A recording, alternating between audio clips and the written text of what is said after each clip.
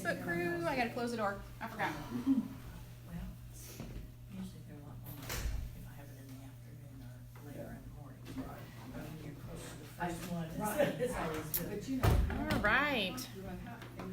They run this behind. I know. At 11 o'clock in the morning. I have a couple of things to catch up from last week, and we'll do that and allow a few latecomers to come in, and then we'll have a word of prayer before we get started on this week's stuff. Does that sound like a good plan? So the first thing is just good morning, Lisa Wood. The first thing is an order of business. Oh, I forgot. Oh gosh, I have to walk away again because I'm like I've got to turn this mic on. So the first thing is an order of business regarding last week's handout. I was alerted that there is just gonna pop just a little bit, but then it'll go away. There was a typo on last week's outline. So if you go to the lesson 2 outline from last week, I just want to make a correction on that. Good morning, Mary. We're having just a little bit of a struggle getting going this morning. Lesson 2 handout. And guys, I just want to, kind of remind you but just, confess. I did all of these myself, and so undoubtedly I have made some mistakes. So if you see one, do not be bashful about asking. I know, get what you pay for. Hey, on the top, I know, right? It's a charitable donation, and they want everything to be right. No, Northern Kingdom. Then it says capital city of Samaria. You see that? Yeah. And it says Assyria takes captive 931. See, that should be 722. 931 is when the kingdom split, which is what is on the other side under Rehoboam. Right. And good morning, Kathy. And Assyria takes captive should be 722. All right. So seriously, don't be shy if you do see something like that. And like we would all know that. Really. Somebody did, right? Yeah. Somebody so no, did, and it is just a typo of getting it in the wrong place of what I was trying to communicate. So sorry about that, and I just wanted to have you correct that on your handout. And as we get deep into this stuff today, I have just a little bit of trepidation and insecurity. I'll just confess that because I feel like I always say this, I know just enough to be dangerous. But I welcome your questions even if I can't answer them, because it gives me, I just need a little space, and I'll bring it back to you next week if I don't know, okay? So don't be shy about asking things. My answer may be I don't know, but I'll find out. But that's fine with me. Mary Ellen asked a question like that last week, and I wanted to revisit it before we get started today about when kind of the Gentiles. She's like, do I remember what my question was last week? But I didn't mean for No, I know. It's an interesting question when I don't have the answer to something I want to know also. So I did a bit of research, and basically her question was, when do the Gentiles, when are they introduced into the Jewish line? So after we talk about these people that are sort of set apart in the Abrahamic covenant, because we talked about the women in the line of Jesus that's listed in Matthew 1. And there are 5 women in there, and they're Gentiles. And Mary Ellen was like, well, when did that kind of start happening? And I thought, that's a very good question. I don't actually know. I know. So I'm just going to spend just a minute telling you what I found this week. I still have kind of a question mark about this, but I also welcome anyone else who likes to do research and is interested in studying this way. If you find something different, I want to know about it, because that's what largely self-taught means. We figure it out as we go, right? So as we start with Abraham and Sarah, they came from Ur, and that's just in like Genesis 10, 11, 12, something like that. When 12 is where the covenant is, so probably right before that it says, that God called Abraham out of Ur. That's just where we started. Like that's where we started. And Sarah had a handmaiden. We talked about her, Hagar. I did find a couple different places that Hagar was Egyptian. Now that doesn't matter to us too much because this is the line of Christ. That's where the Ishmaelites came from, right? So, but just for knowledge, it seemed like Hagar was probably an Egyptian. Sarah though had Isaac with Abraham. And Isaac's wife was Rebekah. And Rebekah, if I did the genealogy right, was Abraham's great niece. So we're still all like in this family of people, right, for Isaac. That information is in Genesis 22-23, where Rebekah is related to Abraham. Okay? Everybody following me so far? Great niece. That's what I think it is. If I did the this belongs to her, belongs to him kind of thing, right, then it would be great niece, yeah. So then Isaac and Rebekah have a son, Jacob, right? Remember talking about Jacob, don't we? Yep. Jacob was married to 2 women, sisters, Leah and Rachel. and they were daughters of Laban, Laban, and Laban was Rebekah's brother. Okay, so still we're all in the family. Okay, all right. Laban was Rebekah's brother. Again, this doesn't matter to us as much because it's not the line we're following, but Jacob's brother Esau married Hittite wives. So that's like outside. And there's a little thing in Genesis 28, 6 and 9, if you're interested, that talks about how when Esau realized that his father didn't want him to marry Canaanite women, like outside of the, so there's this like understanding that 28, Genesis 28, 6 through 9, if you want to look at that. Again, that's not the line we're following really, but I just thought it was kind of interesting. It was, kind of starting then. And then if you remember, so Jacob, going back to Jacob, everybody still following me, okay? Jacob had 2 wives, Leah and Rachel, but then he also had sons with their slaves, their maidservants, who, remember that's on the, if you look at your handout, that's on the 12 tribes of Jacob handout from lesson 1, that it says the 12 sons, the family tree of Jacob. So his 12 sons came actually from 4 different women, 2 wives and 2 slaves. This has kind of a big question mark around it. I looked at about probably like 5-6 places, maybe more than that, but around there. I saw in one place that it suggested that they were Egyptians, Zilpah and Biliah. I only saw that one place, so I wouldn't be prepared to just throw that out, but I also wouldn't bank on it, right? Because I only saw that in one place. I saw a couple different places that they were other younger daughters of Laban, so that they were actually sisters of Leah and Rachel. But all of this was kind of like in But they were church. slaves? Well, they would have been like servants, I guess. Like, yeah. I'm going to give your sister to you to take care of you, to help take care of you, I guess. Also, someone suggested that it was sort of like penance to Jacob because Laban had tricked him when he thought he was marrying Rachel. He actually married Leah, This was all sort of like blog posts and supposition, not hardcore stuff. And I did not find anything like in a, not that these things aren't respected, but like a hardcore commentary that suggested that these women were from anywhere specific. I just didn't find anything like that. That I did find a couple of things on like Jewish teachings, because like a couple of more like blog posts and things where women were saying, and men too, like in the children are taught the matriarchs of the faith sort of, and they're taught Sarah, Rebecca, Leah, Rachel. And there was this question of why aren't we taught that Biliah and Zilpah were matriarchs of the faith, because they're equal in terms of where the 12 tribes come from, right? Again, that was sort of just it was like a question, why aren't we taught this? So if they're questioning that they could be taught that, does that mean they believe that they're of Jewish descent, or does it just mean because they're equal in having these children that they, so I think that's where they were from. To me, from the little bit of time that I spent looking at it, I think there's just kind of a question mark there. We do know, though, that one of Jacob's sons, Judah, right, had children with a Canaanite woman named Tamar. And she's the first one listed in the lineage of Christ, the first woman that's listed in the lineage of Christ. And that would be the next generation. So, Mary Ellen and the rest of you, the best evidence that I could find that's like kind of a for sure was Tamar. And there's just like some question marks earlier than that about where women were from. Hey, come on in, Sherry, come on in. And was Tamar Egyptian? She was Canaanite. Yeah, and I kind of looked up Canaanite. That was kind of interesting because it kind of just meant people from like just outside that region. That it wasn't like a specific. They were from different areas. Now that I'm trying to say it, I can't tell you the words exactly that I learned, but it wasn't as specific geographic as like Ruth was from Moab or something like that. It seemed like it was just more of a. Perhaps this is just me thinking. Perhaps earlier on it was more of a them and us sort of thing, and so the non-us were like Canaanites, and then as the population grew and things, maybe it got more specific. That's just me guessing right now without looking that up. So, but anyway, so that's just a little bit of information about your question there. About no, it was fun to look at because I just really wasn't sure. And again, like I said, if anybody knows different, reads different, sees something, if you're interested in that stuff, bring it back. Good morning, Melanie.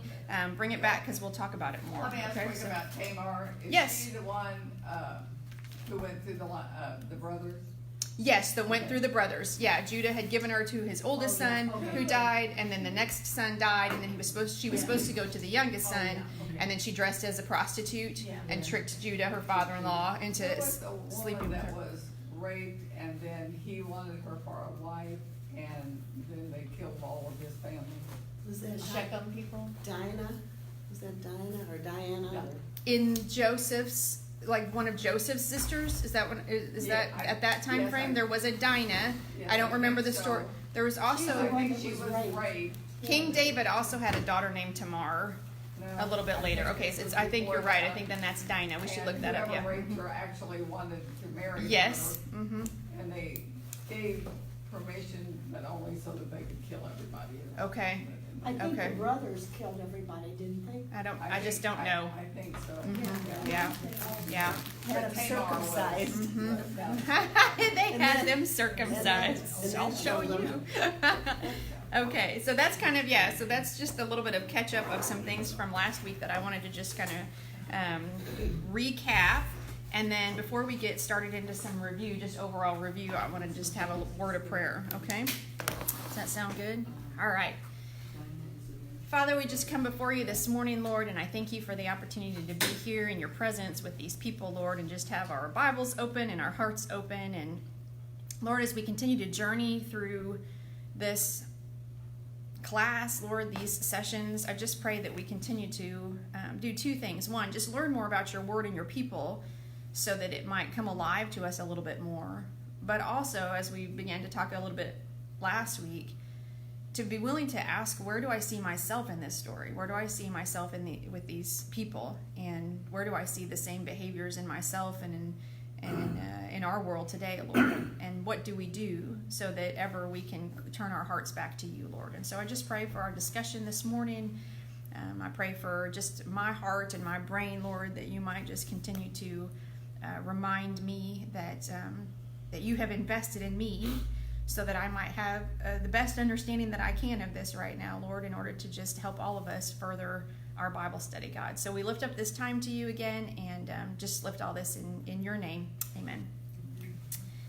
All right, so we're going to do, my hair is doing something weird. I can see it in the phone, and that's unfortunate, but it just is what it is. So we're going to be in, we're going to do a little bit of review before we get into this. Today we're going to talk about the time frame from the Assyrian captivity to the end of the Old Testament, okay?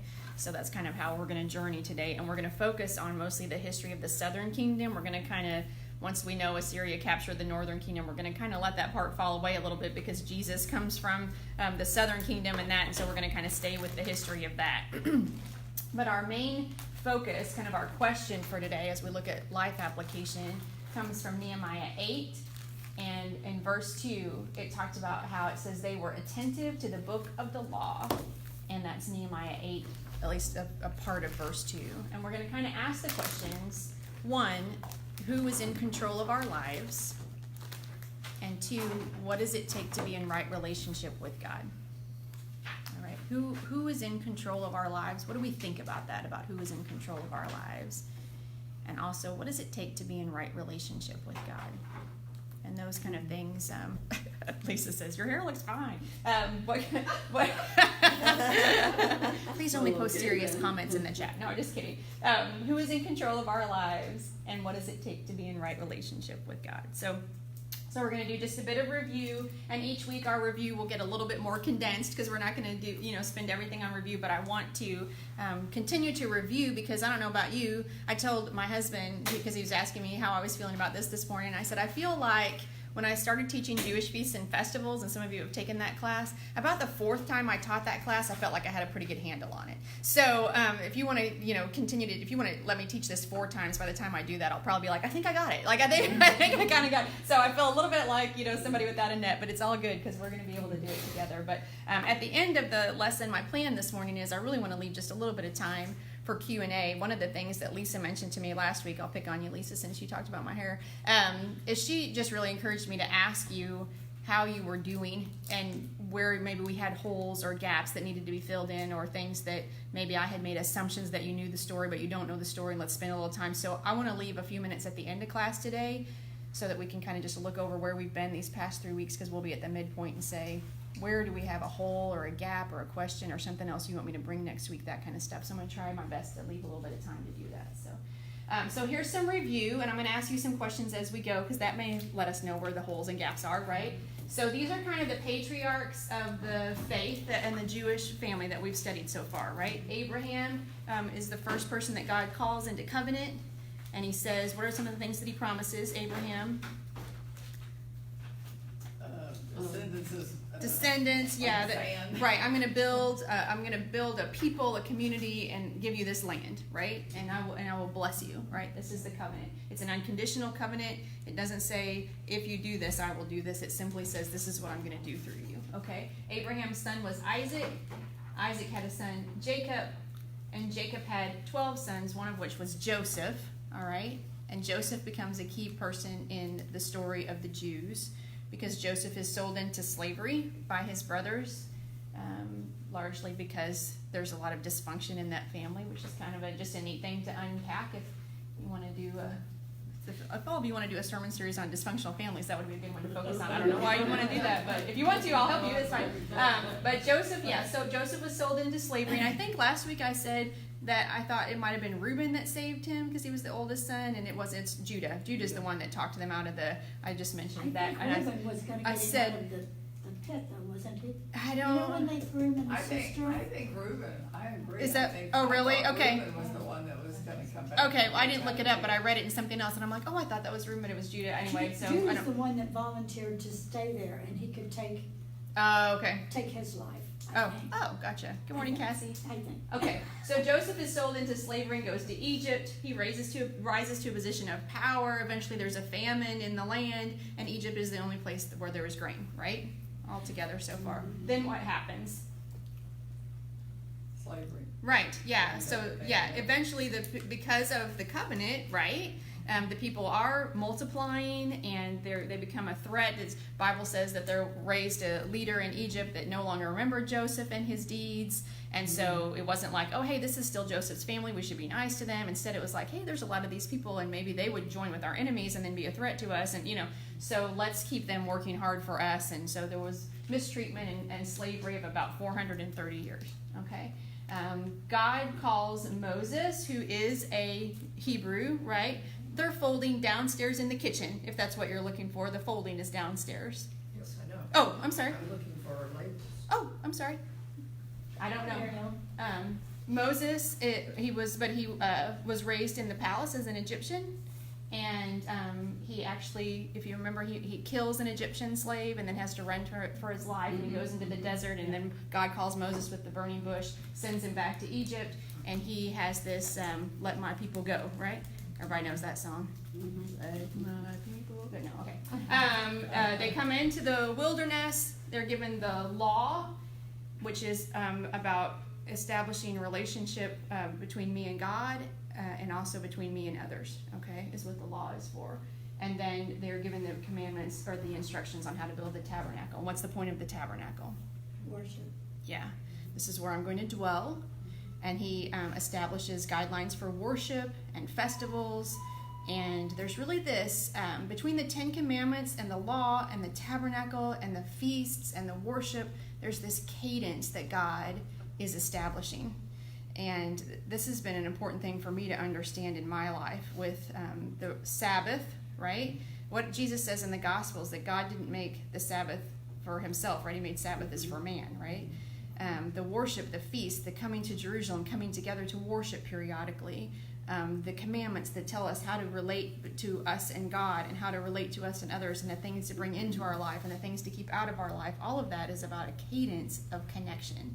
And when we think about that, and we wonder sometimes, this is me, I'm talking to myself, when I wonder sometimes, why do I feel so disconnected? Or why does my soul feel so chaotic? Or why do things keep...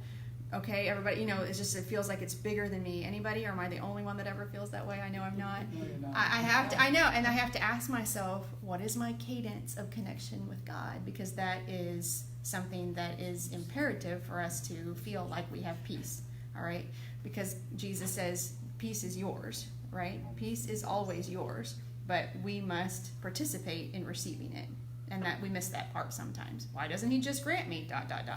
Because I must I must participate in connection with him. All right. So this is all. I say that because sometimes we look at those and I'm like, there's so many rules. Yeah, it does read that way, but it really all is about connection. Especially this is Old Testament part of the Holy Spirit. This is how you stay connected with me. So then after Moses dies, Joshua takes over leading the people that had come out of Egypt. These are the Jewish people, the Hebrew people. And then the land is divided up into 12 tribes. Okay, and those are the 12 sons of. They're the 12 sons of Jacob plus Joseph. His son Joseph gets a double inheritance. We remember that, right? Okay, and the Levites get no land because they're scattered among to be priests and take care of religious, the worship responsibilities. Okay. After Joshua, we go into the book of Judges and this period of time where God raises up judges for the people. And then we start this. It's not new because there's always been sin. From day one there was sin. So I'm not saying this is when sin entered or something. But I think in the Bible anyway, we start with this what I call a cycle of sin. Okay, and we're going to kind of talk about what that cycle is a little bit today as we go through, as we learn about the Assyrian captivity and what happens in the meantime as the Babylonians take over the southern kingdom. Okay, and what does that look like inside these people? Okay, as captivity is coming, because it's easy to just stand outside of it and say, well, then the Babylonians took over the southern kingdom, and we'd look at it as a political thing or a military thing, and this is what's happened. But why did it happen? Why does captivity come? And that's what we were talking about last week. Why does captivity come? After the judges, Samuel is the last of the judges, and then God raises a king, kind of, because the people ask for a king, right? We don't want to just depend on you. We want something more tangible to depend on that looks like what other people do. I'm going to say that again. We don't want to just depend on you. We want something tangible in our lives that look like what other people have, okay? All right? The Old Testament doesn't apply, right? How many times? Okay, that's it. Everybody knows what I'm talking about here. So the first king that was raised up was Saul, and then after Saul was David, and after David was David's son Solomon, okay? David was what we call a man after God's own heart. We've talked about that a lot, not because he was perfect, but because he was tender towards the Lord. I don't know how else to say that. He was tender towards the Lord. And he had as many missteps as any of us do. And I think it is wrong, not wrong, it is unfortunate when we as Christians look at some of the heroes or heroines in the Bible and say, well, something was just different about them, or God just picked them, or whatever, because there were just people. And the difference between people who were used for greatness for God and not is not their skills or their lineage, their heritage. It is their heart. It is their heart and their willingness to be used by God and to turn back to Him when we err, right?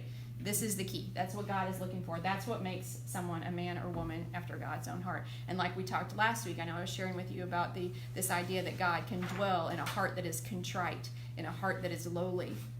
This is the kind of heart that God says, I can be in that, and I can lead that, and I can dwell in that kind of heart. So Solomon, we learned last week, engages in excess, which is warned against in Deuteronomy 17. Okay, so there's two major things that Solomon did, that others did, that we do, that this is always what happens. Okay, and these are the lessons that I think are so important to learn, and that is excess, inviting or accumulating excess in our lives, because the Deuteronomy 17 was like, don't accumulate extra wives or horses or gold and silver. And so we look at that and we're like, well, we're not doing those things, so we're good, right? No, this isn't about wives and horses and gold and silver. It's what was tempting to accumulate then, culturally, and so we have to ask ourselves, I think we do, what is tempting to accumulate now?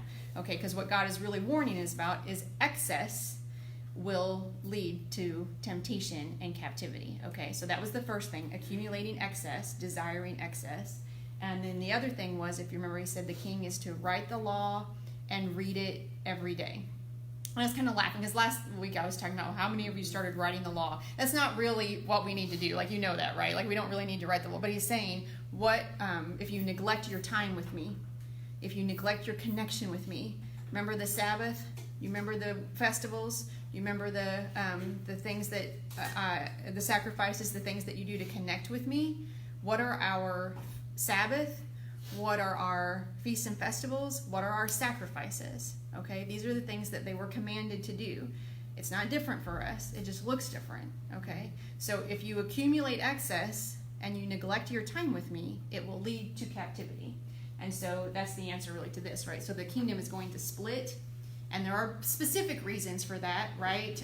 If you remember, Solomon's son listens to the advice of people that, I can't remember exactly where that was. I gave you that reference last week. I think it might be in your handout. If not, I can look for it. But the elders are saying, lessen on the people, don't push the people so hard. And his friends are like, no, push them harder. And he does, and then they rebel. And so the kingdom splits then.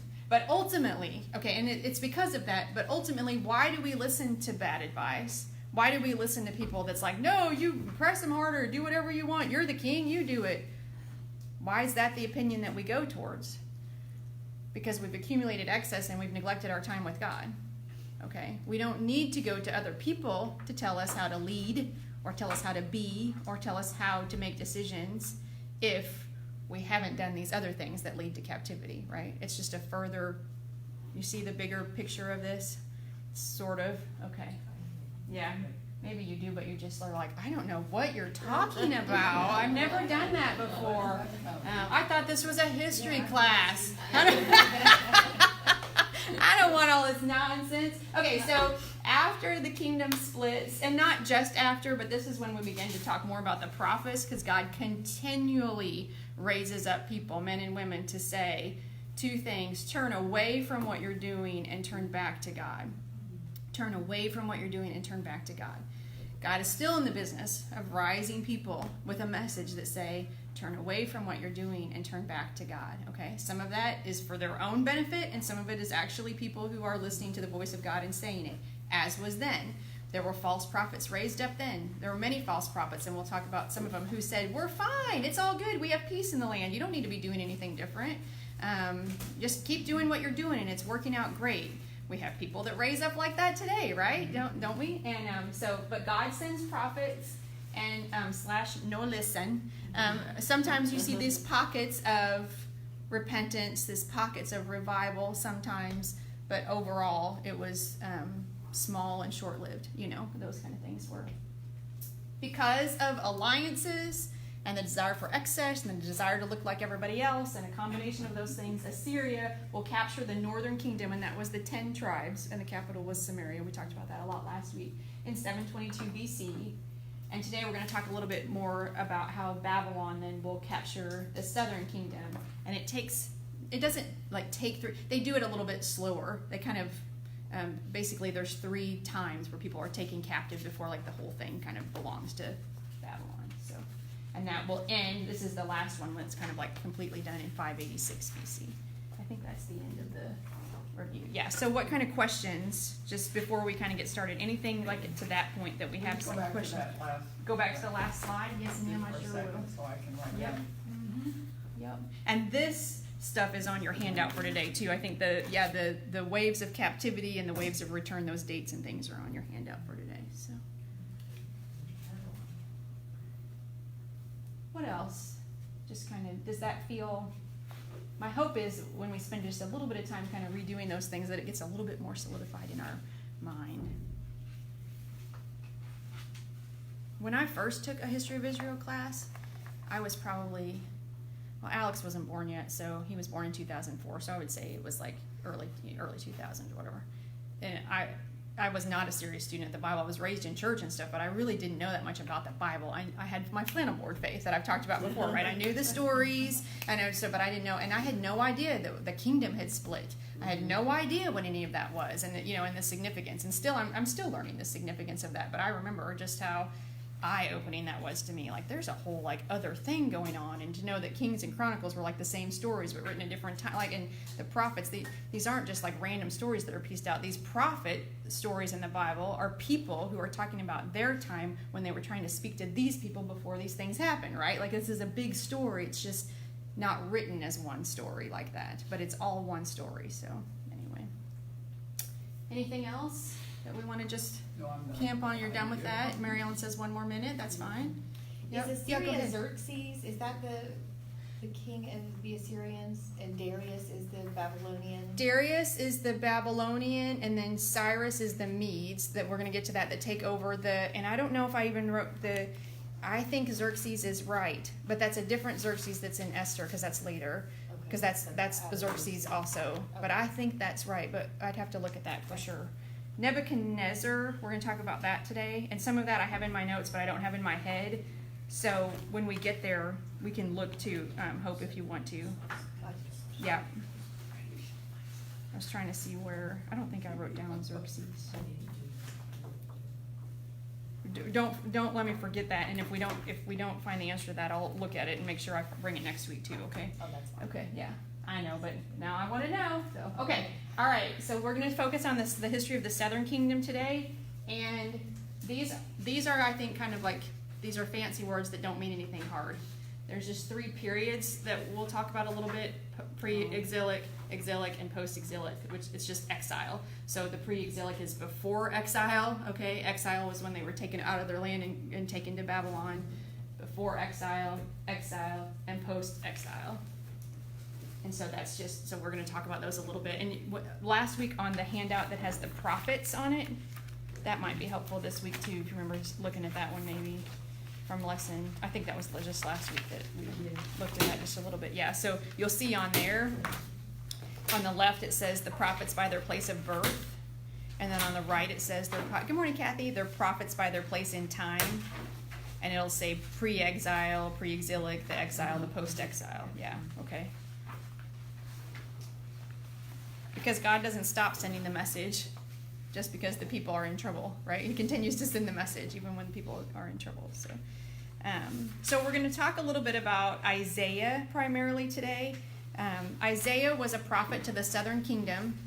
So when we kind of pick up this place, I can't remember what's next. Okay, yeah. So we're going to talk of the pre-exilic period. This is before the southern kingdom is taken into captivity by the Babylonians. All right, that's kind of the focus that we're in right now. And Isaiah is a very big book in the Bible and a prominent prophet, right? And so we're going to kind of talk about his time. He was prophesying in the southern kingdom when the northern kingdom was taken captive by Assyria.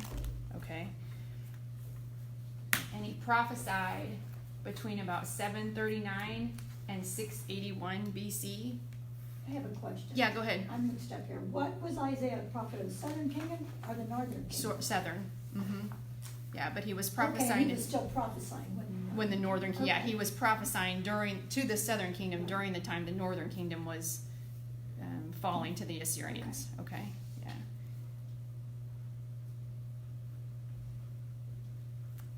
He dies between 700 and 690 BC.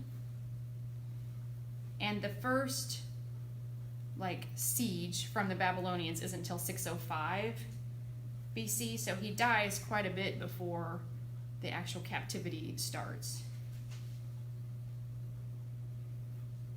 This is not in the Bible, but several ancient texts suggest this is the life of a prophet. Run for your life, that he was sawn in half inside a tree by King Manasseh, who was a king of Judah, like one of the kings of the people he was prophesying to, which is, we have, those stories are repetitive. There's, bless you, Jesus talks about one time in the Gospels, I don't know exactly where it is, where he talks about how God sent the people to you to prophesy, and you stoned them and killed them, right? And so this seems to be, that's more like in historical writings, ancient writings, not in the Bible, but there's this interesting prophecy in Isaiah 44 and 45. It's like the end of 44 and the beginning of 45. Well, he actually talks about Cyrus, who is a king of Persia. So what's going to happen is the Babylonians are going to take over the southern kingdom, okay? And then while they kind of still have the southern kingdom, the Medes are going to kind of take over Babylon, and then the Persians are going to take over the Medes, kind of. So there's this like change of power while they're still captive. Does that make sense? Then that gets to be kind of like more political history kind of stuff. But it's really interesting because in late 44, early 45 in Isaiah, and you can look that up. I don't know exactly the verse references, but he calls Cyrus by name and says that. I don't have it written down what he says. It doesn't matter. He basically says this is who's going to take over, though, and it's just so interesting to see that when that would have been like so much earlier. When you point to something really specific, I do this sometimes when I'm reading something, especially prophecy. I don't know about you guys because everybody's brain works different. I have to really slow down and like want to study prophecy when I study, like, or discipline myself almost to study prophecy, because I can read that stuff and nothing goes into my brain. I have to really slow it down and kind of discipline myself to read it. And names are something that I will just, names and places I'll just gloss over and not even, but when you pause and realize that he's talking about Cyrus, who's somebody that will be like in power so many years later, prophecy is about like foretelling.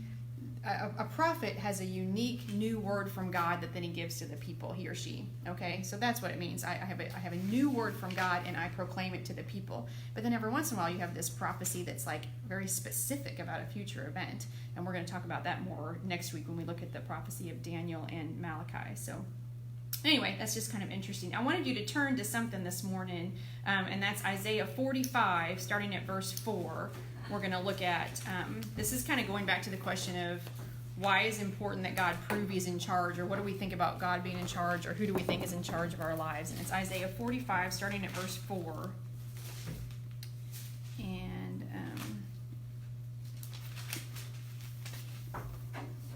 And we're going to talk about this cycle of sin just a little bit. Isaiah 45, starting at verse 4. And we're going to go through verse 12. Somebody want to take off and read? I will. Thank you. How far do you want me to go? I'll stop you. Okay. Because that's what I do. For the sake of Jacob, my servant, of Israel, my chosen, I summon you by name and bestow on you a title of honor, though you do not acknowledge me.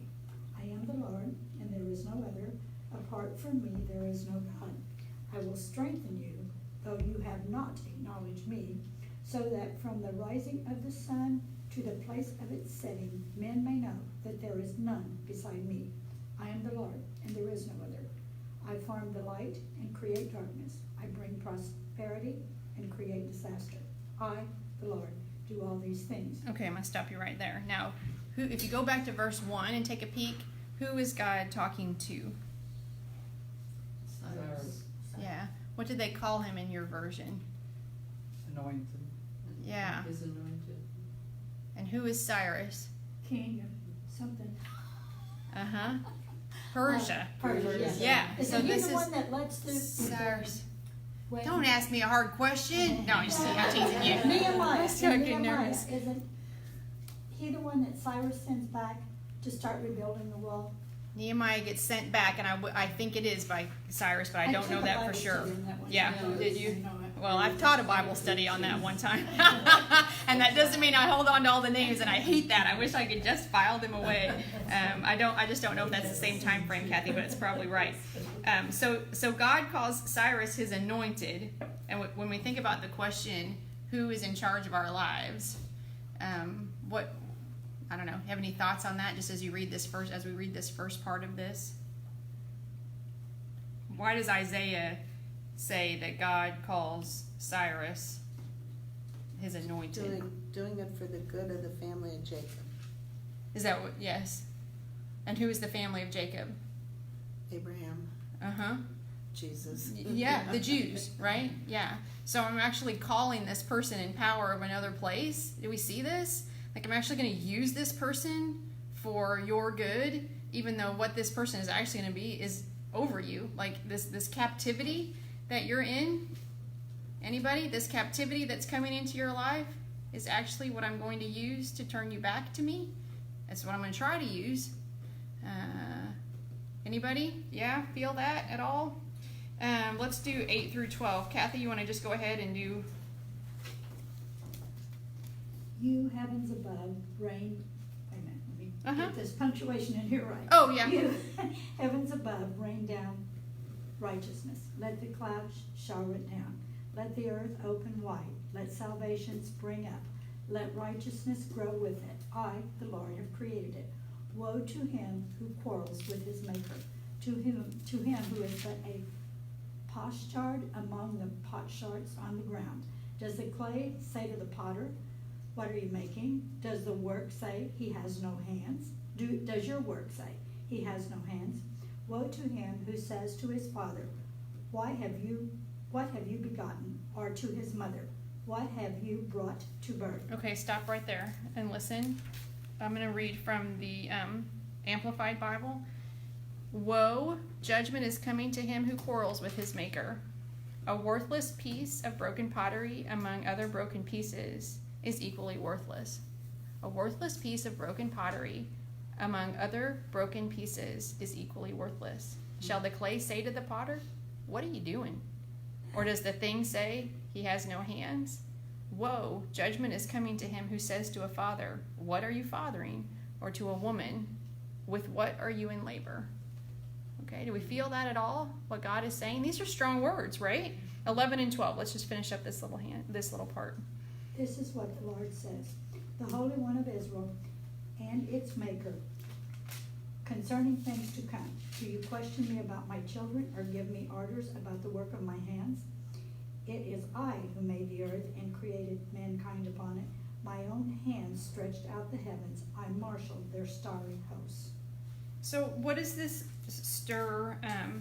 Verse 13 says, I have stirred up Cyrus and put him into action in righteousness to accomplish my purpose, and I will make his ways smooth. I have stirred up Cyrus and put him into action in righteousness to accomplish my purpose. What do you feel when you're reading this? I feel that God uses people that aren't always, he can use whom he wants and equip them. Mm-hmm. He doesn't pick the equipped. Mm-hmm. Mm-hmm. He equips. Yeah. And I think he can use anyone. Yeah. That's what I take it to mean. I don't Yeah. know. Yeah.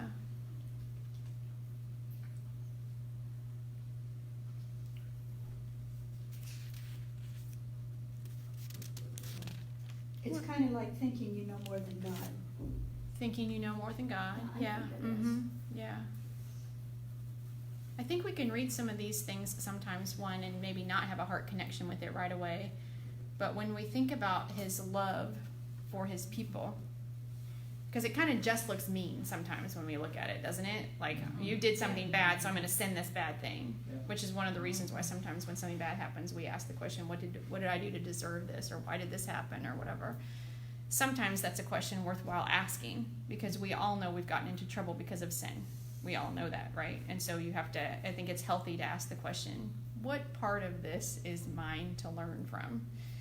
Sometimes bad things happen in our lives that are a result of someone else's sin, because we live in a fallen world. And I always say, I hate that just sounds like a trite answer, but it's true. We live in a fallen world and bad things happen, okay? I use this example sometimes, and when I was driving down the road, I did nothing wrong that someone had been out and drinking and not sleeping, and they crossed the center line and hit my car, right? Like this, I didn't do anything to deserve that. It wasn't like some sin in my life. Other people made bad choices, and it hurt me, and it hurt my family, and it hurt other people, okay? However, in that place of brokenness, I had this amazing opportunity to rebuild from a broken place also. And so sometimes I end up in a space because I got myself there. I lied, and so I broke trust with someone, right? And so that's why this happened. Sometimes someone else made a bad decision, and this is where I am, and that's why some things happen. But I do not believe that God sent the car, okay? I don't believe that. I don't know. I think some people would say, because of all the good that's happened to me because of that situation, they might say God sent the car. Okay, I'll give you that. God sent the car, whatever. But I don't believe, things happen, right, sometimes. But it is our decision in that place of captivity or brokenness or whatever, whether it's ours that caused it or someone else's that caused it, it's ours to say, what do I learn from this, and how do I let him work this for good in my life, right? Because that's our choice. That situation, Mhm. it could have ended up with you just refusing to believe anything good. Sure, You it know, could I end mean, up you could any have kind of way. gone the opposite Sure. way of what you went so Absolutely. easily. Well, and did And it's I think that's really what he's talking about too. it's We yes, sometimes question when bad things happen. sure. I mean, How did I get here? That's right, Yes. yeah. I'm nine And and I a really half think years that's out from part that of what he's incident. saying. So it didn't look like this week one, right? You know, like there was a lot of wrestling and healing and, you know, and all that. So, and I think that's probably true for any of us that have walked something very And difficult, anger. right? Absolutely, right. So, but anyway, but I think that what God is saying is that so easily we forget that He can orchestrate, He can and does orchestrate events in our life consistently for our good. Consistently for our good. And even things that are hard and look like they're not good, there is good in them because God's love does not change for us. Do we believe that? That's the thing. Do we believe that? Do we believe that He is using our Cyrus to draw us back to Him and to strengthen us and to prove His love to us over and over again? Okay. So there's this cycle of sin that I that I have used in a couple of different classes that I've taught, and I changed it a little bit somewhat based on like what my current understanding is. But I think there's this cycle of sin for the people as they go into this place of, when they move towards this place of captivity. All right, and I think this happens for us a lot of times in our lives too, where we stray. Okay, and then there's some kind of judgment for that. All right, and you can fill in the blank however you want to. There's some type of consequence for that, if that's maybe a word that you like better or whatever. We stray, and then there's a consequence, and we're uncomfortable. Okay, so we're in an uncomfortable situation. I was just teaching last week at the church that I'm serving about how God speaks to us through uncomfortable circumstances. Okay, so we're in the place. We were in Jonah. We're in the fish belly. This is the fish belly phase. All right, okay, and then from the belly of the fish, like Jonah, we cry out. Right? And we say, God, I need your help. Okay? I'm in this place, it's uncomfortable, and I need your help. Then we're vomited. There's a sense of rescue. Okay? And then I'll leave the Jonah story because Jonah still kind of stays back. But yeah. There's a rescue. And then for Jonah, he's like, now go to Nineveh. That's what I told you in chapter 1. I'm telling you again in chapter 3 right now. So there's a sense of rescue because God does come and rescue His people. Now, a lot of times we don't recognize this because it's not as comfortable as what our rescue plan in our mind was, right? But nevertheless, God does provide a way out, okay? One way or another. Then there's this time of comfort sometimes because we're so glad. Sometimes we'll reconnect with God. Sometimes we're just so glad to be out of the belly of the fish, whatever. And we get a little bit comfortable. And then we repeat the cycle, right? This is kind of what happens in our life. So there's sin. There's uncomfortable consequences. There's this not wanting to be uncomfortable, so we cry out to God. Then God rescues. Then there's this, maybe peace might be too strong of a word, but this more comfortable, less, Ed's laughing a lot, because he's just like, when people do that, it's so ridiculous, right? No. When all the other people do things like that, right? There's this, the only reason I know this is because I do it in my life, right? So then there's this time of comfort, and then there's this, like, this repeat. And this is what we're seing in Wouldn't it be nice if we could this. just delete the repeat? Well, the thing is, I know, and the thing is, we can delete the repeat. I know. I know, you know, I know. We can delete the repeat. What I think that is probably a better goal is to minimize the repeat, right? Oh, Because yeah, we're and not- I think that as we grow, our repeats become less. Or I feel mine have been, or different, maybe Yes. not less, but different. Sometimes But they're just it- different, yeah. But Mhm. there's still that repeat there. It happens, and we look back, we read all this, and I mean, we're no different than they were in 700 BC. They're you just know. people. It was still stray, judgment, Yeah. cry out, rescue, comfort, Yeah. start all over again. Mhm. Isn't Yeah. that what Paul was talking about when he says the things I want to do? I don't do, and the things I don't want to Yeah. do, Oh, I yeah, do think do. about that a lot. Yeah, I know. Because I do the same thing I all do the too. time. Yeah, Oh, I do too. We all do, and the enemy is real, and that's like, you know, the enemy is real, and he knows our weak spots, and sometimes these are like our behaviors, and sometimes it's our emotions. And I had a sweet time of study yesterday I always want to get the right thing. It was in Psalm 131, I think. And it had this. So King David is talking to God, and he says, Psalm 131, I think it was 1 and 2. Anyway, he talks about how he says, I will calm my soul. What are the words that he used? I think it was 131, 1 and 2, if anybody wants to go there. I have a Bible right in front of me. Look, I have a Bible. And he says, I will calm and comfort my soul. I will calm and quiet my soul. I can't remember. And he says, I will be like a weaned child. And I'm like, a weaned child? Like, that's an interesting, and I thought about that. I camped on that just a little bit. I hope I have the right place. And I thought, there's this. Song of Ascents with David. What is it, 1 and 2? And he says, I will come. My heart is not proud, Lord, my eyes are not haughty. Yeah. I do not concern myself with great matters. Yes. Are things too wonderful for me, but I have calmed and quieted my soul. I have calmed and quieted my soul. Read the next one. I am like a weaned child with its mother, like a weaned child. I am content. Okay, so, and I thought, what does a weaned child have to do with our relationship with God? And I thought, there's this, I think there's this understanding as we mature as Christians, where I was talking to my friend about this yesterday because I was sharing with her just what the Lord had done in my heart. And she said, like if you're nursing an infant, sometimes the babies get so frantic. Like they're just like, I'm desperate for food and I don't know where it's coming from and I'm frantic. You guys have probably all seen an infant that in that kind of distress, right? But as we mature, even though maybe as a toddler, let's say a weaned child, even though we're still going to primarily get the food from our mother, it's not kind of that desperate. We know where to go to get it. We have this like confidence that, when I go and say I'm hungry, she'll give me something, right? This is what I'm just imagining in my mind. Instead of just being like, where's it coming from? I'm crazy. I don't even know. And as we mature spiritually, I think that's what we're supposed to do. David says, I calm and quiet my soul. But that doesn't mean he brings the peace necessarily, but he means I know now where to get my food. So I can do this. When my soul feels like this, I can say, no, you don't have to feel that way. You just need to go to the one who gives you what you need, right? Instead of going all crazy on it. And I think that's what limits this, right? Because if we never grow, either mostly with our emotions, because our behaviors are a result of our emotions, right? And so if we can never know where to get the peace so that we don't act out in a sinful way, then we can actually, we'll not eliminate this from our life, right? Not this side of heaven, but we can drastically shorten the process. I think we can skip steps. I think we can go from stray to cry out. So, and we can skip that whole like, hey, I have to get your attention with this uncomfortable circumstances. So we can go from stray to cry out to comfort and skip the whole like judgment rescue part, or even cry out rescue and just skip the judgment part, at least more. Okay, we can shorten some of those uncomfortable steps. So anyway, okay, so after Isaiah, we're going to, anything else there before I move on? We're going to kind of finish this. Okay, after Isaiah, Jeremiah begins to prophesy in 627 BC through about 580 BC. I don't know if I put that stuff on here. No, that's not quite there yet.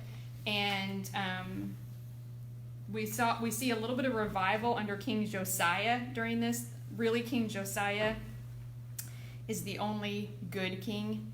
I didn't really mention this, maybe you already know this, but if you read like through Kings and Chronicles, one of the main problems of this cycle of sin all the time is the leadership, right? The kings do evil in the sight of the Lord over and over and over and over and over again. And a lot of it is about idolatry, idol worship, and worshiping the things in the surrounding nations. Okay, all right, that's what's happening. So, quick. yep. Mm-hmm. You said after Isaiah, Jeremiah begins to prophesy. Are we going to post then? Jeremiah is Is he still taken in during the sieges, so this is still pre right now. Okay, Yeah. still so, pre, okay. yeah. So it's in one of the sieges, is that what you're saying? Jeremiah is taken in 586 BC at the end. Yeah, at the end of And what were the years of Jeremiah? about 527 to It's in is my it or handout. 627 to Duh. 580? Okay, it's on the handout. Okay, I don't remember everything. So. Oh, you should remember all that. No, I don't. There's too much. This is a lot of years. I don't have it all in my Yeah, head. I think So, I had just so we're going to talk about King Josiah just for a few minutes. How am I doing on time? I'm doing okay. And there is actually a King's handout in your stuff today. And you don't really need that right now. Some of this stuff I just thought might be interesting as you study later. my thought was that you might like to put this binder somewhere, you know, in like in a different study or something. You might think, oh, I think I have that prophet's handout somewhere. You know, that's kind of what my thought was. But so Josiah is kind of a good place to pause because it gives us an example of what can happen when the leadership does what Deuteronomy 17. Remember what I'm talking about there? What God says about. And it's really about turning his, I don't know the specifics of what he accumulated or things, but really about just having a heart that is for God. And Josiah reigned approximately 640 to 610 BC. And in the 18th year, if I remember the story right, he started as king like when he was really young, like maybe 8 years old or something like that. I would have to look that up and see. But in the 18th year of his reign, they decided to clean out the temple. And Carla lifted up this story last week. If you were here, you might remember. And 2 Kings 22 tells this story. If you want to write that down just so that you can read it later. We're not going to read it right now. 2 Kings 22. And this is the story of when Josiah is cleaning out the temple.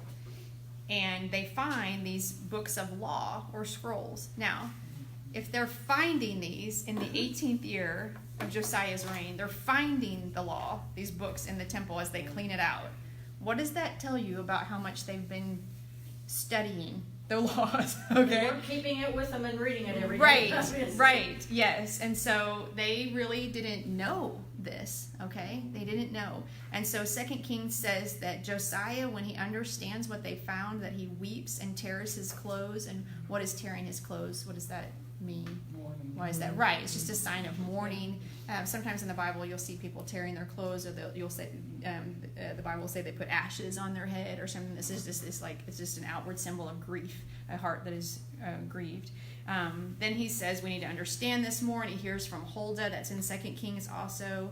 And God's judgment is coming, but Josiah will not see it. Like God kind of opens Josiah's eyes to understand, like, this is really bad what's been happening, okay? That sin, that the judgment is coming because of the sin, but you're not going to see it in your time frame, all right? Because of the blessings and curses. Like, because you have followed me, then this won't happen under your rule, basically. All that kind of comes about in 2 Kings 22. Josiah also burns the bones of Jeroboam on an altar that he built. And if you remember, Jeroboam was the first northern king, and they were taken captive by the Assyrians. And in 1 Kings, there's this prophecy that his bones will be burned.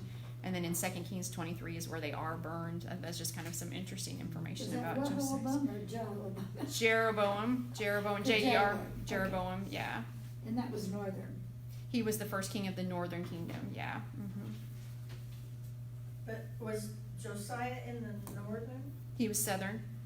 But how did he have the bones of the? I don't remember how it got there. So 2 Kings 23, 16 to 20 is where that story is. I just wrote some of this down so we could kind of go through it. But they bring them from somewhere. Jeroboam is the one that sets up the different feast. Do you remember that from like last week that we talked about it? And he doesn't want that once the kingdom splits, he doesn't want the people to go back to Jerusalem to worship because he's afraid that they'll not like it there and stay, and he'll lose his people or whatever.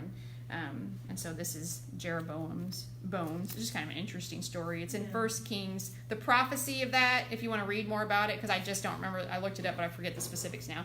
1 Kings 13, 1 to 10 is the prophecy about Jeroboam's bones. And then 2 Kings 23, 16 to 20 is like when that happens. So if you're interested. What? 16? 23, 16 to 20. Mm-hmm. Thank you. Yep. What was the first king? 1 Kings 13, 1 to 10 is the prophecy. This is the And then 2 Kings 23, 16 to 20. Just kind of one of those interesting stories that's in there. So, and then Josiah dies, and after his death, there's this continuous cycle of calling and rejecting. But there's this kind of there's this revival for a while under Josiah, and those stories are really interesting to read. There's this. I'm going to turn to Jeremiah 6, if you will. This is what I was talking about before about the false prophets. Because the thing is, it's really hard, and probably you guys can relate to this, it's really hard to believe that judgment is coming when things feel fine. Okay, things feel fine. What do you mean? God is blessing us. It's going fine. And that's what the people kept listening to, because we want to listen to it's going fine, not that things are coming.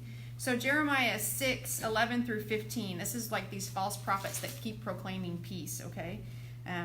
But I am full of wrath of the Lord. I am tired of restraining it. I will pour it out on the children in the street. 11 to 15. And on the young men gathered together, for both the husband and wife shall be taken, the aged and the very old. Though full of days, they are not exempt from judgment. Dun dun. Their houses shall be turned to others, their fields and their wives together. For I will stretch out my hand against the inhabitants of the land, says the Lord. For from the least of them even to the greatest of them, everyone is greedy for unfair gain. And from the prophet even to the priest, everyone deals deceitfully.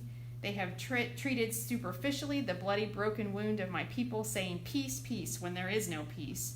Were they ashamed because they had committed disgusting and vile things? No, they were not at all ashamed. They did not even know how to blush at their idolatry.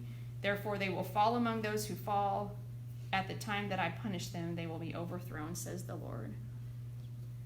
He said that a lot in Jeremiah, didn't he? They do not even blush at their idolatry, right? So. All right, so that's kind of a little section on that sentiment. That was just kind of a closing sentiment, kind of on what was going on there at the time. Before we kind of go into the Babylonian captivity, what else? Any thoughts, questions, holes? You guys are quieter today. Does that just mean that you're absorbing, or are you lost? You would tell me if you're lost, right? No. There's just so much. Is it too much? Okay. Okay. All right. Yeah, it's a lot. Okay. All right. Just be honest. Okay. Yeah. Well, so let's talk a little bit about the Babylonians. Okay. Sometimes the Babylonians are also called Chaldeans.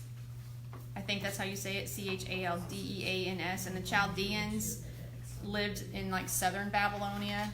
They were a nomadic tribe. I only say that only to help you with your study, because sometimes if it says Babylonians in one place but Chaldeans in the other place, they were kind of used interchangeably.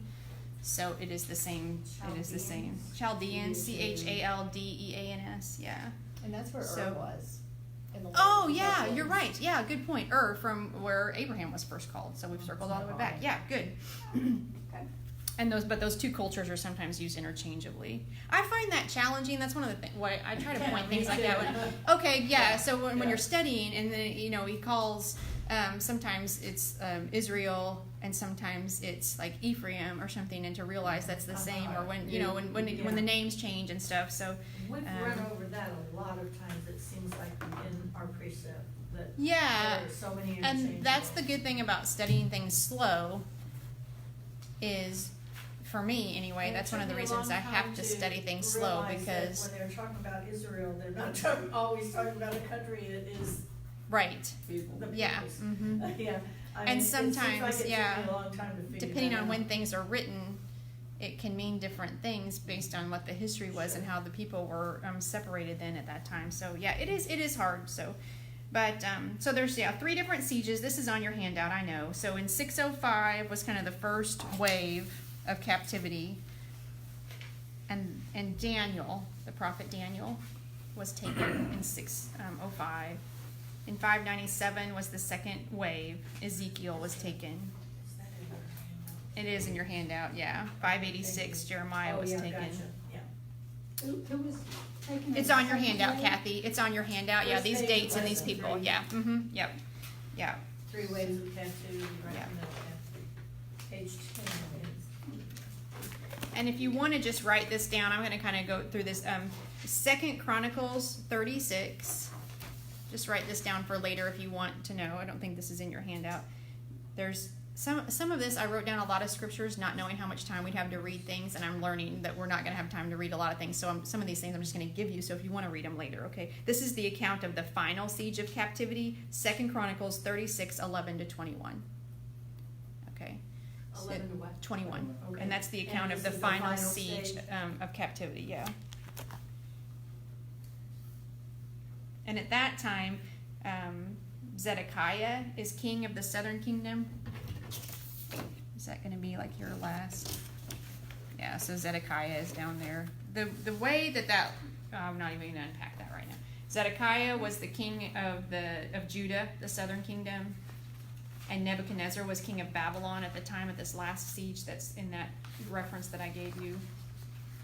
But Babylon was in control enough that Nebuchadnezzar had actually, they were appointing the kings at this point. So Babylon was picking who was like king of Judah, okay?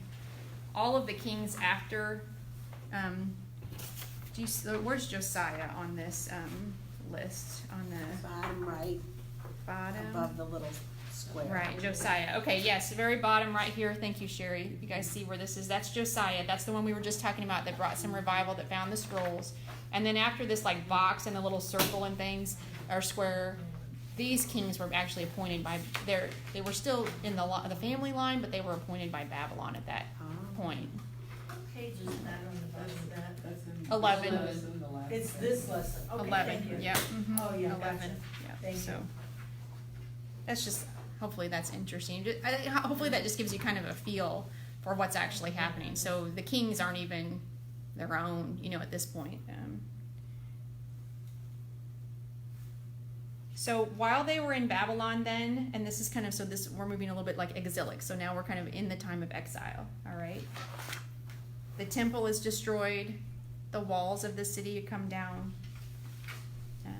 They were in Babylon until the time of the Persians. Again, like the Medes took over Babylon, and then the Persians took over the Medes. And at the time of the Persians, some Jews would begin to return to the land, okay? And as you can see, when we're talking about this just a second, the post-exilic on your handout, there are 3 waves of return also. So people can go back. They're released kind of a little bit at a time. All right. In Daniel 5, and this was one of the things that I encouraged you to read this week, and we're just for the sake of time, we're not going to be able to unpack it as much as I was hoping that I would. But there's this kind of interesting prophecy in Daniel 5 where they're drinking from the temple cups. Did anybody read that this week? Okay. And the hand writing on the wall, yeah. And they call, so there's this like hand that's writing on the wall. It's pretty bizarre. It's interesting. Daniel 5. There's a lot of bizarre things in Daniel. And they call for Daniel, and he talks about how the written words were numbered, and that God has numbered the days of your kingdom, and he has weighed you on his balance scales, and you fall short. He's talking to the king of Babylon when he's saying this, and that he's divided your kingdom between the Medes and the Persians. He's telling the king all this, and the king actually dies that night, and then Darius the Mede takes over the kingdom. So that's Daniel 5, if you want to unpack that just a little bit or look at it. And one of the things that I wanted to focus on in that thing, so there's this real big like ruckus about we're going to go get the cups from the temple, right? And we're going to drink out of them. So it's sort of like we're going to take this sacred thing and turn it into our party gear, sort of. And then the king dies and all this. And I think sometimes we can look at stuff like that and be like, well, don't drink out of the communion cups, or you're gonna, the kid. And is it really about that? Like, because I always think it's so easy for us. This is why sometimes I'm cynical about church. It's so easy for us to say, well, don't do that, or ... right? But the reality is, it's really never about the actual act of drinking out of a sacred cup, right? The problem isn't the cup, or what's in the cup, or anything like that, or who serves the cup. I had to get that in there. The problem is the heart of the person who would drink from the cup in a way that's not honoring to the person that the cup is supposed to honor, right? There's nothing special about the cup in that, like, oh, don't touch it or you'll die. Like that, it's about the heart that would be like, I don't care that that's supposed to, right? You guys get that? Yeah, okay, because I hate it when we read stories like that and be like, oh, well, this means we shouldn't, what? No, it doesn't. It means we shouldn't accumulate excess and we shouldn't neglect our connection with God, right? Everything kind of like means that stuff. So in Daniel 6:28 is when this transfer of power is described. And Daniel served both Darius, the Mede ruler, and then Cyrus, the Persian ruler. Daniel was in a position of power for quite a while. And again, if you want, you can look at that prophets handout from last week to see who were the prophets at the different time frames. Okay, so that's just a real quick look at something that happened during the time of exile and how that power changed. Because what we're going to continue to do, next week, we're going to talk about some prophecy just of Daniel and Malachi, but then the following week is going to be all about the intertestament period. That was a booger to write, let me tell you, because it's the period of time between Malachi and John the Baptist, and so all of that's history because it's not written. Okay, so we just continue to look at this transfer of power, sort of in a global, global political kind of military kind of way. Okay.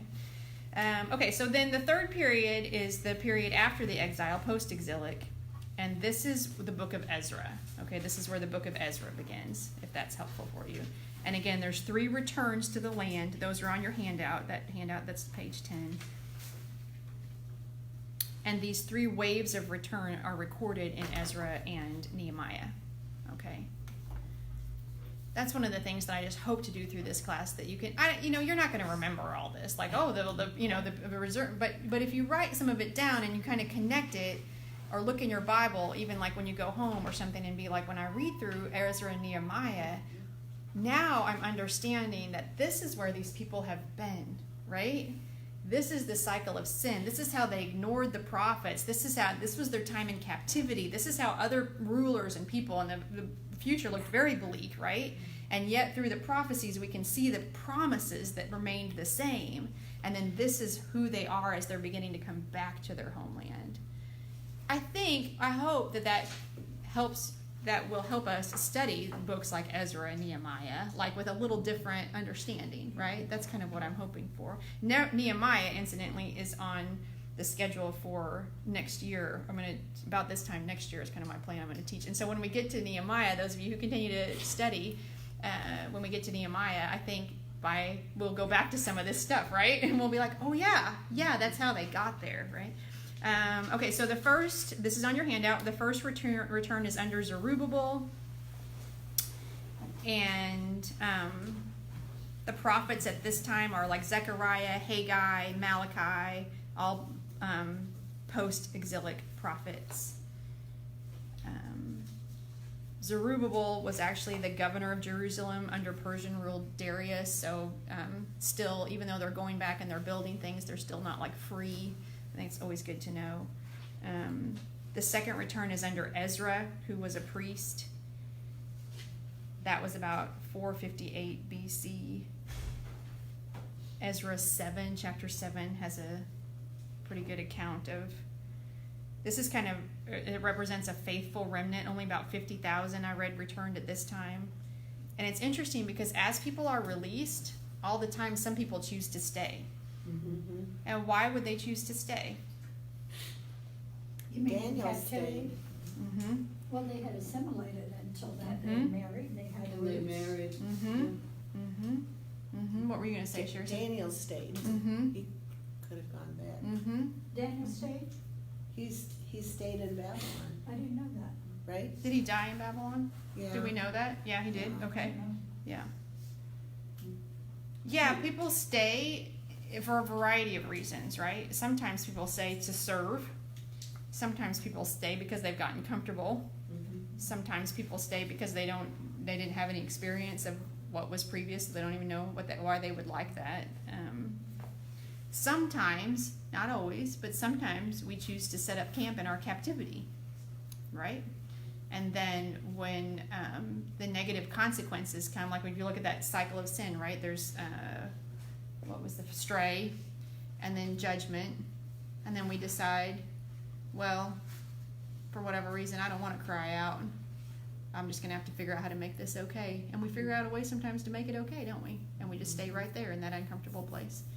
And maybe it's not wonderful, but we decide, I pick this over what it's going to take to be free, right? Sometimes we do that. You Yeah. got used to it instead of Yeah. Yeah. looking ahead to something new Yeah. that might, Mhm. they don't know. Yeah. They're comfortable Yeah. in their Yeah. uncomfortableness. I see that in people all the time where they might say they want freedom or they might say they want out, but the reality is I don't want out bad enough to take the risk from leaving what I've come to know. It's the And fear so- of the unknown, Mhm. I guess. Yeah. Sometimes Yeah. it's just too hard. Or it's just too hard. Yeah. I'm just Yeah. gonna stay right here, almost like the die is cast or whatever. And I always am trying to, not always, I want to always be. I try to look at myself and and listen to the way that God has just done this really recently in my life by giving me something to think about that's pretty hard, actually. And it's really asking me to take a close examination of myself and kind of continue to peel back layers of just loving myself and trusting him. Trust is always a big issue for most of us, right? Do I really trust you with my life? I mean, I know, like, I kind of know you're in control, but I don't know that I really need to acknowledge that, so much. And that's hard because you're like, but it's fine. But I'm fine, especially as we get to a place where, like, there's nothing like terribly wrong. But do you want more freedom? Do you want to be more free? Because if you do, I'm going to ask you to trust me and try this and come to me. And sometimes we kind of hold our hand up to that and say, you know what? No, I think I'm fine. I think I'm fine as I am. So, and then we wonder, and this is the thing, because he offers us an abundance of life, and he offers us joy and rest and peace. And again, even like the peace that we were talking about earlier. But it's our choice to whether or not we receive that. It's not a matter that he's not offering it. If you do not have peace, I talked about this when I taught the prodigal son some time back. The prodigal, we think about the prodigal son, and we probably all are kind of like, yeah, I can kind of identify with that, but I've never actually acted that bad or whatever. But the word prodigal is like, it means squander. So it's squander your inheritance is what he did. That's why we call him he had an inheritance and he squandered it. And if you boil it down to that, and you think about what our inheritance is in Jesus, okay, it's peace and rest and hope and love and joy. And if those things are offered to us, if that is our inheritance, and we don't feel like we have those things, then we are in essence squandering it because it is ours to have. And so the question is, why don't we have it? What are we doing? What are we focusing on? What are we choosing to put into our lives that we're picking over the inheritance, right? Which is why we're all prodigals, because we all do that. But it's ours, and we have to understand then how do I cry out for rescue in this particular situation, whatever it is. So Nehemiah 2 is when the walls are rebuilt, and I have a picture of the walls also in here, the walls of the city, because that's a big deal. Nehemiah 2 is I think it's an interesting story when Nehemiah realizes that he wants to go back, and he's the cupbearer for the king at that point, and has a conversation with the king, who grants him to be able to go back to Jerusalem and build the walls. And I don't remember, I think it might be Nehemiah 6, but there's a verse in there. Nehemiah is going to be interesting when we get to that, because he had a lot to overcome in order to get this job done. And there's one situation where they're kind of like taunting him from the ground or something, and he looks down at them and he says something along the lines of, I am about a good work and I cannot come down. And I thought there's something about the resolute attitude of that, like, this is my mission, I am doing it, and I'm not going to let you get in my way. And there are times like that, like that's me to my schedule, that's me to the outside things or the demands. Sometimes I'm like, I am about a good work and I cannot cut down. I just like keep it, I'm about a good work and I cannot cut, like, do not get distracted. There's this like focus thing that's so important in that book. But and so in Nehemiah 8, we're going to see for a time that the Jews were kind of cured of their idolatry. They were back in a land, and they were able to celebrate that. They had seen prophecy come true, that they were released and brought back. They had this hunger for the Word of God. They came together at the water gate. That was the one thing. That was what this is for. The water gate is, I don't know if that's interesting to you, but that's where that is, where it says that in Nehemiah 8, that they came together at the water gate. And they read and heard translated and applied the law. And isn't that Bible study? Basically, they were being taught the Word of God, or they read it and it was translated and it was applied, and the people heard. And this goes back to the key verse that's on at the top of your handout for today. They were attentive to the book of the law. They heard the Word, they understood the Word, they mourned their sin. Okay, this is the stray, judgment, cry out, and then there's this time of comfort, this reconnection, okay? They lived in fellowship, and they gained freedom and victory. And they read about the Feast of Tabernacles. So remember the feast, there were appointed feasts way back in Exodus when they built the tabernacle. And God said, there's Passover and Pentecost and tabernacles, and these are the times that you're all to come together and to worship and have this holy celebration. And they were reading about that and kind of like learning it again for the first time. And they were like, hey, that's what time of year it is. it's time for tabernacles. Like that's what is supposed to happen. And so they have this big feast of tabernacles, and there's this sort of just revival and this reconnection with God. And they made the booths, that's part of the feast, and they walked in obedience and they celebrated God's peace, because the Feast of Tabernacles is about rest and celebrating God's peace for his people. So this huge positive energy in terms of their being back in their land and being connected with God again. And isn't that, I mean, that's so encouraging, right? Because even though got really bad in their lives, and even though they wandered really far, and even though they were captive and lots of bad things happened, and then it's no small thing to go from where you are even back home and to rebuild the walls and all that, but then there's this time of, hey, I've done the work that was necessary, right, to get to where I was, from where I was to where I can be again in right relationship with you. Okay, it is a lot. What do you want to talk about? What comments do you have? I hope you're getting some takeaways. Go ahead, Harry. Yeah. On the map, where's the temple? The temple? Oh, good question. They did the temple before the walls, right? The temple was rebuilt around the temple was completed in 516, and the walls were rebuilt in 445. So yeah, they built the temple before the walls. Rebuilt the temple. Was it on here? No, these are just the walls. Okay. So I'm wondering if we have another map that shows us where the temple was. And Wouldn't it have been inside the wall? yeah, yeah, it would have been inside the walls. The horse gate. I'm trying to think if there's any other. Does anybody know better? If you know, don't be afraid to. Priest houses.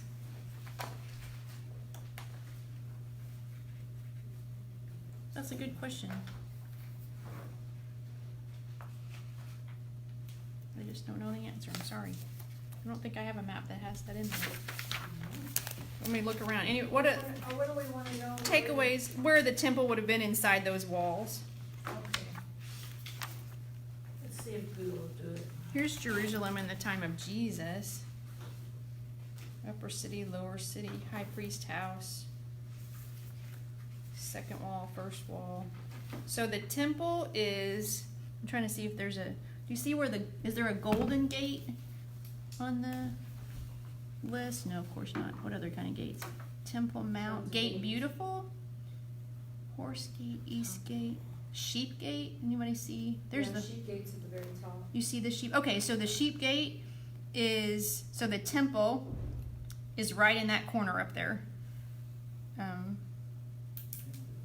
Somewhere there, huh? Well, yeah, I'm trying to see another gate that corresponds so I can see how where's the water gate? Way down there. So the water gate, okay, if you do this on this other map I'm looking at, if you kind of do this and shorten this in about half, this is kind of where the temple was up here, based on this map in my Bible right here.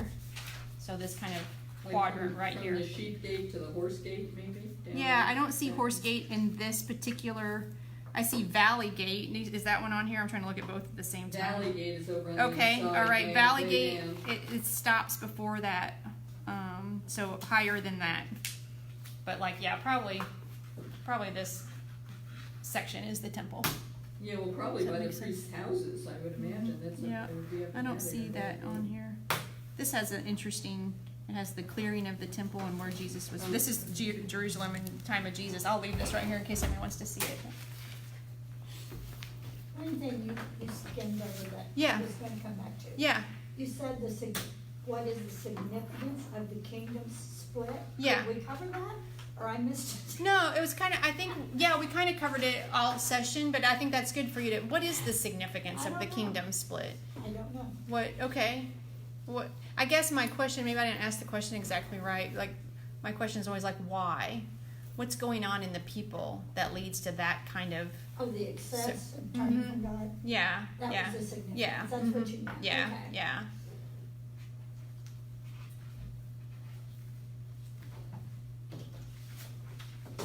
You finding anything good in this? Somebody tell me, just like, yeah.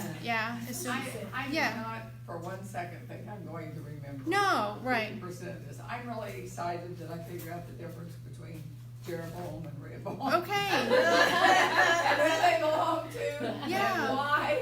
And you know, if I get nothing more, but I mean, all of this makes sense. Good. And is unbelievably interesting. Good. And is sending me places. Good. In scripture. Good. Yeah. To read about. Good. Where, you know, when you just go to Kings and read. Yes. It just sometimes doesn't make a whole lot of sense. Yes. Mm-hmm. You know, but if you're putting all this in there and you're going from book to book, Yes. you know, just like I went back and read Kings 12, 13, 14, Yeah. you know, and then you can see where it's all coming in. Good. Well, ask me about this I in know. the summer and I'll go, that was really a good class. Yeah. I know. Well, What but I'm really yeah. hoping though is that as we study more Old Testament, that if nothing else, I can go back here and say, Yeah. all right, this was the time. I remember we talked about that. Yeah, I just Yeah. think Mhm. that that's going to be even if I can't bring it from Yeah. here up to here, I have a Yeah. reference that I can go look for Good. it. Yeah. Go Um, ahead. Yeah. Sure. Like I mentioned, we're Yes. just finishing that OT Live. Yeah. And I was telling Harry on the way here, I can remember being a Sunday school teacher, you know, real young, and being real confused, like who was after who Yes. was. And I can remember doing a tiny timeline Yeah. myself to know Abraham was here and Right. Jacob's here and all Right. that. But the 40 things that we learned in OT Live, I couldn't spit them out right now, but if Right. I saw little cards laying out, Yes. I could put them in the right order. Right. And Uh-huh. that's what I feel like this is doing, it's Good. like cementing it. Good. Yeah. And then a lot of little things that, like we had a Bible study yesterday, we're in Daniel 5. Oh wow. And one of the comments was, not from me, but like from I should have let the you talk teacher. about that part. No. Yes. Yeah. was that part of the disobedience of the Jews was that they weren't really sharing their faith, they like kept it in. Yes. And part of it was they're split, and now wherever they are, they're almost like missionaries. It's not like staying in just one little part, it's being more and more spread out. So I don't know if that's a good thing or a Yeah, bad thing, I but don't- we yeah. probably wouldn't be here unless, Right. Yeah. unless that happened. Yeah. Yeah. She's got my, I know Jeroboam, Jeroboam. Yeah. Jeroboam Yeah. and Rehoboam. Yeah. One of them's northern and one of them's southern. Uh huh. right? Yes. Okay, but is Rehoboam the southern? Yes. Okay, that's Yes. what I thought. Yeah. He's the first king of the southern, and so he was son of Solomon, and Jeroboam was one of the servants. There's that little section in the Bible that says, "I'm actually going to give part of your kingdom to a Like servant." concubine or something, And kind of thing. probably military. I don't know for sure, but I'm And just so guessing. Like Jeroboam was northern. First king of the northern. Yeah, and he's the one that sets up in the different worship and says you can't go there anymore. But they were both bad, right? Yes, except for Josiah. He's kind of like I one know. bright spot We in. talked about that this yeah. morning at the Mhm. breakfast table. Oh, yeah. It was so odd, because I love the name. Yes. Josiah. Yes. And I was telling Dan, I said, if I remember right, he was Yes. this really good king, You and don't- he was really young. There's not a lot of boys named Rehoboam, but there's a few named Josiah, right? Yeah. Well, yeah. most of the He was Bible not was an like ace son there. He was only 8 when he. I think that's right. Yeah, he's very young when he. Yeah. 8. So, Wasn't yeah. it 8? No. But I know he was good. Good. Good. All right. Well, I'm going to pray for you. I'm going to give you a couple of. Mary Ellen, do you want me to text this to you? I see that you have to leave. There's a couple of things that read them or don't. But there are a couple of things that might help you.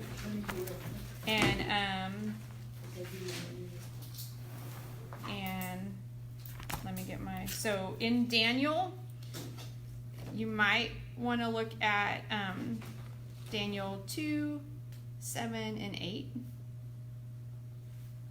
And in Malachi would be Malachi 2 and 3. And if you want, so if you just want a little bit of a kind of a heads up of some things we're going to kind of focus on next week. We're going to talk about the prophets of Daniel and Malachi next week. All right, I'm going to pray for you real quick. Father, thank you so much once again just for this time to talk and to learn and to fellowship and to just gain understanding and wisdom about your people. And I just pray, Lord, that we can just be able to bury enough of this and have enough resources that it will just further our study for the primary reason of using your word to connect with you, to connect our hearts with you, God. And so I just thank you for the people who are giving their time to come and to study together, Lord, that we might just grow in your word. And I just ask a blessing upon our schedule this week, that we might just be continually learning how to be that weaned child that we talked about earlier, Lord, that we are not frantic in our emotions or in our need, but that we are confident in that when I feel this way, when I need this thing, I know where to go to get it, and that we can get that from you, Lord. So I just lift this up again. Just pray for this group, Lord, and just ask, God, that you continue to just help us be very aware of your work in our lives, and we lift this all in Jesus' name. Amen. Okay, see you guys.